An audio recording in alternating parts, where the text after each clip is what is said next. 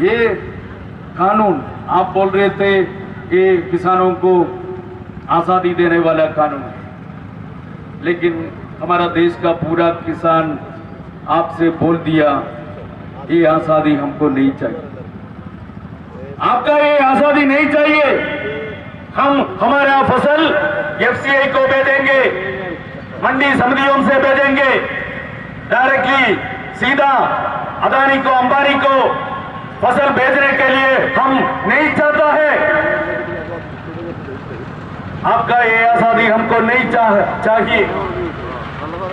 किसान लाखों से लाखों किसान आपसे बोल दिया, फिर भी आप बोल रहे आपकी आज़ादी दे दीजिए, हमको नहीं चाहिए ना मोदी जी, आपका ये आज़ादी हमको नहीं चाहिए, आप वापस कर लीजिए आपका ये आज़ादी। ये आज़ादी किसानों के लिए नहीं है मोदी जी, हमको अच्छी तरह जानता है।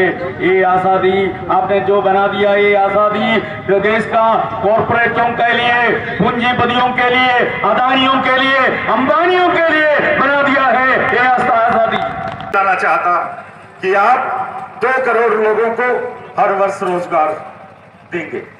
मैं ये भी याद, मैं तो केवल और केवल इस किसान की आवाज को याद दिलाना चाहता हूं।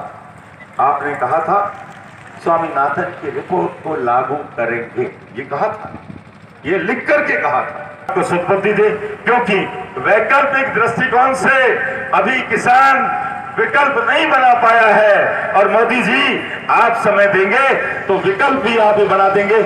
इसलिए नागेश भाई कह रहे थे कि उस हिसाब से आप भाजपा के कहीं आखिरी प्रधानमंत्री ना बन जाए, इसलिए मैं आपको चेताने आया हूं। जय हिंद, जय भारत, जय। जो खेत में खपकर पसीना बहाकर खेती करता है वो किसान है। आपके यहाँ जो किसान है वो छदम किसान है, छदम किसान है। यूं तो मैं भी कह दूं मैं किसान हूं, मोदी जी मैं तो झूठ नहीं बोलता, मैं किसान नहीं, मैं जमींदार हूं, क्योंकि विरासत में मुझे भी मेरे पिता से कुछ जमीन मिली है, पर मैं किसान नहीं, क्योंकि किसानी में कुछ बचता ही नहीं है। इसलिए मेरे बाप दादाओं ने इसको छोड़ने के लिए मेरे पिता ने सड़क पर सोना मंजूर किया और मुझे इस खेती की दलदल से निकाला था। लेकिन आपने तो इस किसान के बच्चे जो व्यापार में आए उनको भी बेरोजगार कर दिया। क्या किया आप गन्ना सेठों के पाले में खड़े रहते हैं, टाटा, बिरला, मोदी, थाउजेंड किर्लोस्कर, अंबानी, अडानी जैसे लोगों के पाले में खड़े रहते हैं। इसीलिए जो लोग कार बनाते हैं उनकी कार बिकवाने का आपको चिंता रहती है। इसलिए आप कहते हैं पॉल्यूशन के नाम पर 10 साल के अंदर एनसीआर से गाड़ियां, डीजल गाड़ियां निकाल दी जाएंगी और पेट्रोल 15 साल में।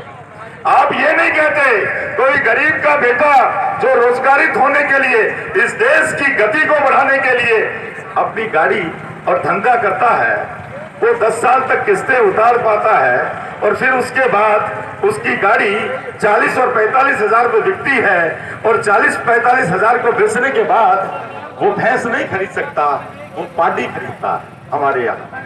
यानी गाड़ी से पार्टी पर लाने वाले मोदी जी आप हैं। आप बनाते हैं ऐसा सिद्धांत कि उन लोगों को 10-15 साल पॉल्यूशन पॉइंट ऑफ व्यू से नया इंजन रखवाएंगे, आधा किसान चुकाएंगे, आधा धंधे वाला चुकाएगा, आधा सरकार सब्सिडी देगी।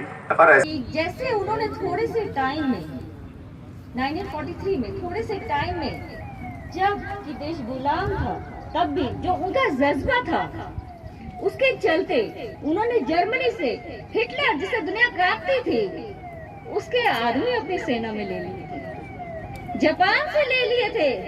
उस जमाने में जब हम आजाद नहीं थे तब ये उनके जज्बे की ताकत थी। तो मैं उनको सलाम करती हूँ और आप भाई लोगों ने मुझे बोलने का मौका दिया।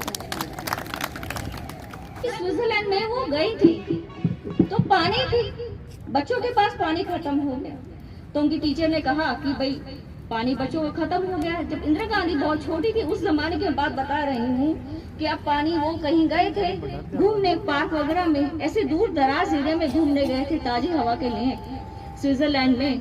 तो उन्होंने कहा कि कहाँ पानी मिलेगा, तो वो कहने लगी, इंदिरा गांधी ने बताया वहाँ कुछ नहीं था, दूर दराज तक 10 किलोमीटर का एक सरदार जी की दुकान थी और वहां पानी था। सरदार तो उस जमाने में इंतजाम कर लेते थे। मोदी जी किस वहम में हो, किस वहम में हो? उस जमाने में वो इंतजाम कर लेते थे। आज तो ये महीनों रुक जाएंगे। ये बर्फीली हवा चल रही है, खाली ठंड नहीं है। ऐसे लगता है जैसे हवा में किसी ने बर्फ घोल दी। आम आदमी ठहर नहीं सकता यहाँ पे सड़क पर ये जो अगुवाई सिखों ने की है, तो पीछे हरियाणा, राजस्थान, केरल, कौन सा स्टेट नहीं आ गया। आप सभी से अपील की जाती है कि आप हमारे न्यूज़ चैनल को सब्सक्राइब जरूर करें।